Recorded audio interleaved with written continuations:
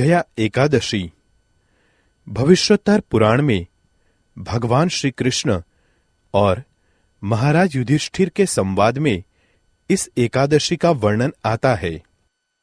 युधिष्ठिर महाराज ने पूछा, हे जनार्दन, माघ मास के शुक्ल पक्ष की एकादशी का क्या संबोधन है?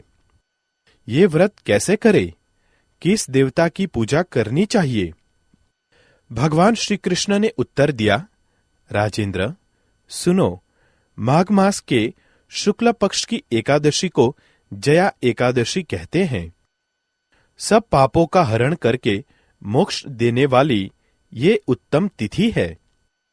जो कोई भी इस व्रत का पालन करेगा उसे पिशाच योनि प्राप्त नहीं होगी।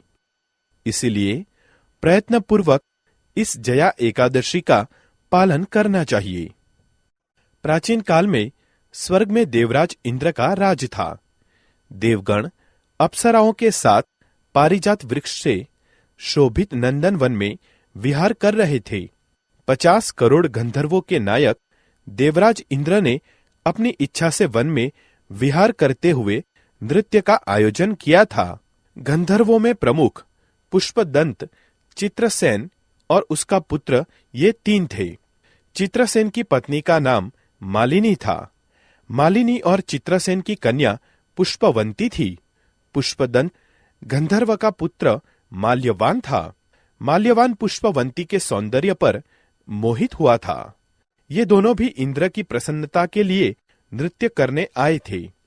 ये दोनों भी अन्य अप्सराओं के साथ आनंद में गायन कर रहे थे, किंतु एक दूसरे पर अनुराग दृष्टि के कारण वे मोहित हो गए और उनका मन विचलित हो गया। इससे वे शुद्ध गायन नहीं कर सके। कभी ताल गलत तो कभी गायन रुकता। इस बात से क्रोधित और अपमानित होकर इंद्र ने श्राप दिया, आप दोनों पतित है, मूर्ख है, तुम्हारा धिक्कार है। मेरी आज्ञा भंग करने के फलस्वरूप आप पति पत्नी के रूप में पिशाच योनि में जन्म लेंगे। इंद्र से ऐसा श्राप मिलते ही दोनों बहुत दुखी हुए। हिमालय में जाकर पिशाच योनि को प्राप्त होकर भयंकर दुख भोगते रहे। शारीरिक पातक से प्राप्त हुई इस योनि से पीड़ित वे पर्वत की गुफा में भ्रमण कर रहे थे।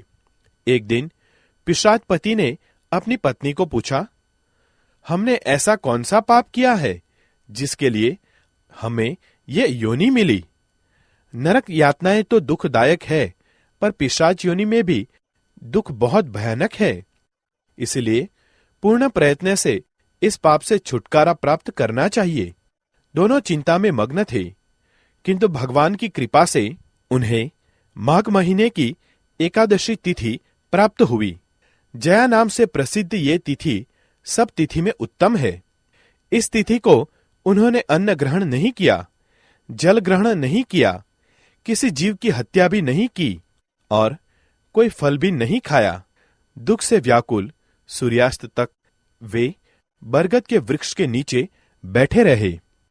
भयानक रात उनके सामने उपस्थित हुई, पर उन्हें निद्रा तक नहीं आई। कौन से भी प्रकार का सुख और काम सुख भी उन्होंने नहीं भोगा। रात्रि समाप्त होकर सूर्योदय हुआ। द्वादशी का दिन निकला। उनसे जया एकादशी के व्रत का पालन हुआ था। उन्होंने रात भर जागरण किया था। व्रत के प्रभाव से और भगवान विष्णु की शक्ति के कारण दोनों इस योनि से मुक्त होकर अपने पूर्व रूप को प्राप्त हुए। उनके हृदय में फिर से पहले का अनुराग उत्पन्न हुआ।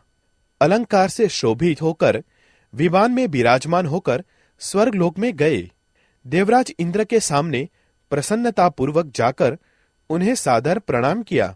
उन्हें पूर्व रूप में देखकर इंद्र को आश्चर्य हुआ और उन्होंने पूछा, किस पुण्य के प्रभाव से आप पिशाच योनि से मुक्त हुए? मुझसे श्राप पाकर भी आप कौन से देवता के आश्रय से श्राप मुक्त हो गए? माल्यवान ने कहा, हे स्वामी, भगवान वासुदेव की कृपा से तथा जया एकादशी के व्रत से हमें पिशाच योनि से मुक्त हुए। देवराज इंद्र ने कहा, अब मेरे कहेनुसार आप दोनों सुधापान कीजिए। जो लोग भगवान वासुदेव की शरण लेते हैं और एकादशी का पालन करते हैं वो हमें भी पूजनीय है। भगवान श्री कृष्ण ने कहा, हे राजन, इसीलिए एकादशी का व्रत करना चाहिए। हे नृप श्रेष्ठ, जया एकादशी ब्रह्म हत्या के पातक से भी मुक्त करती है। जिसने जया एकादशी के व्रत का पालन किया, उसने सभी प्रकार का दान तथा यज्ञ को अनुष्ठान करने जैसा है। इसकी महिमा पढ़ने अथवा सुनने से अग्निष्टोम यज्ञ का फल प्राप्त होता है।